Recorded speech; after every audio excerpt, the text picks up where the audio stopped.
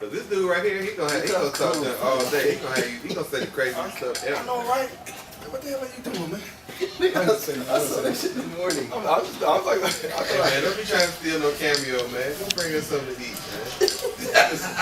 We wanna catch him bringing some fries on the door or something, I man. thought maybe I had to use your brush. Hey, we gotta catch Mike bringing a burger or something through the door. Like, hey, don't do that because he'll lose his job. lentils. He gonna bring you some lentils. Some lentil soup. They be like, why is Mike bringing Goldberg? Hey, what's up, folks? Some nigga space. If you don't know who I am, I don't give a damn, folks. Who is this? I started getting these messages from some friends of mine telling me, Dave, you got to do this breakdown of this video that's becoming viral on the internet right now. So I take a look at it, and I'm like, damn! Another one bites the dust.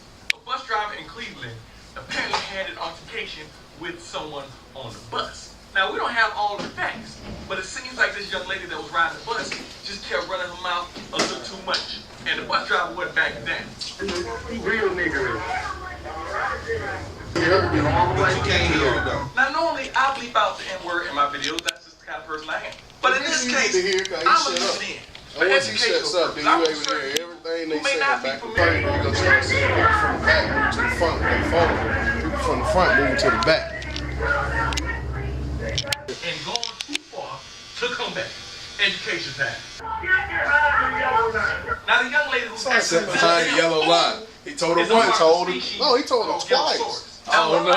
Get behind the yellow line.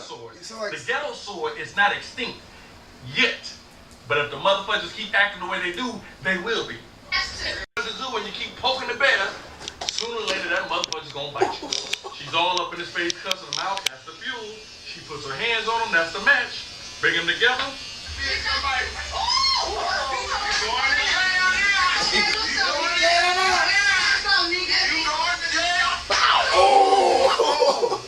Yeah. That had to hurt. It was real rough. It's hilarious, man. That bus driver, there are many more just like her outfit. And they need to see shit like this. Is it pretty? No. Does it make me proud to see you talk about it? No. But damn it, I think it's important that people see this shit. That's why I made this video. If my son or daughter is doing some stupid shit like that, please knock them the fudge out instead of killing them. Thank you. I said the same thing. I said the same thing. For real. And I mean it. If that's my daughter, man, please do what you gotta do. And I do that. I finish the rest when she gets to the house. Seriously. Respect. You gonna respect your elders, man. He just said it. Knock him the fudge out. I'm telling you. Just don't kill him. You gonna respect your elders, man. My job. Just don't And let's get a little deeper into it. Some of you saying, yeah. Point blank simple. So, in my case, you were right. I think the word ratchet pretty much killed the whole respect, the whole teachings of respecting elders, the golden rule, you know, things like that that have gotten us so far in society up until this point. Now everything is cool to be ratchet now. No, we're saying it is not cool, but I'm saying to them it's okay. It's almost a compliment to be called ratchet. But who would want that?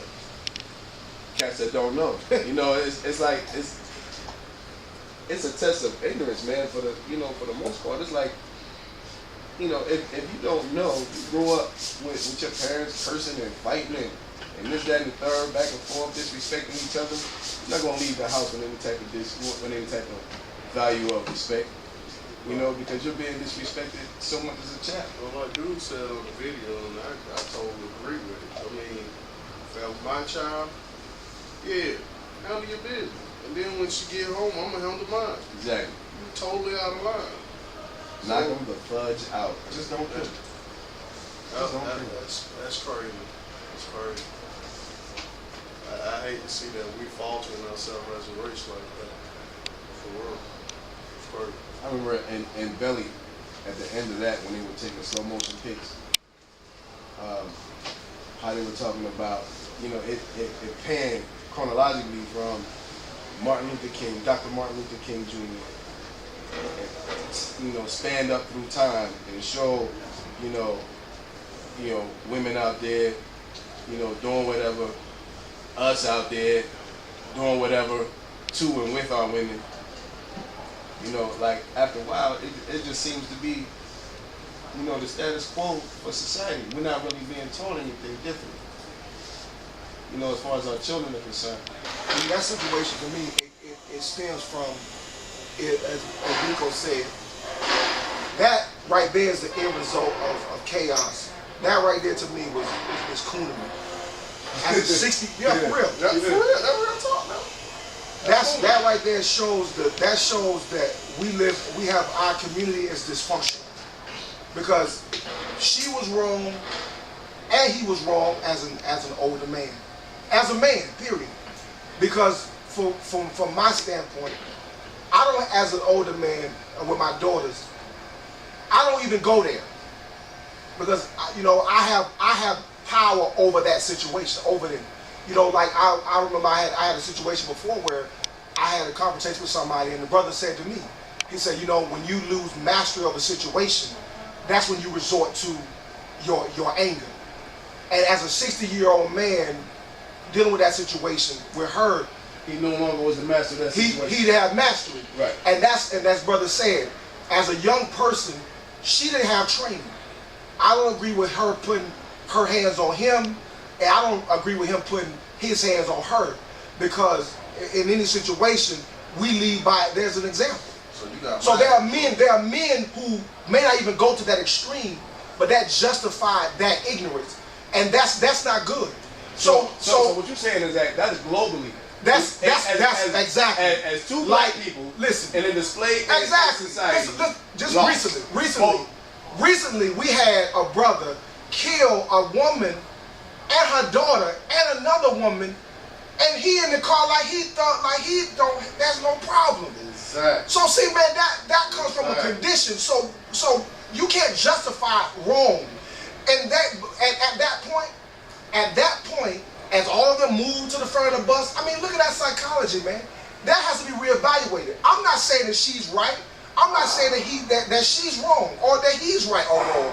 I'm just saying that is a systemic problem, that when you see that and you hear a man say to himself, justify the way he hit that woman, that means that he had an utter disrespect for women, and she had an utter disrespect for men. Because I don't for your daughter, I mean, you think my daughter come in here and would even think of her mind to spit on a grown man? So where did that psychology come from? So somebody has to stop and say, oh man, listen, dog, listen. Dog, I know she spit on you. You know, man, nah. And I know you should have spit on him. I mean, they both grown people, dog. So I don't really justify it. I don't really, I can't deal with that. This my point.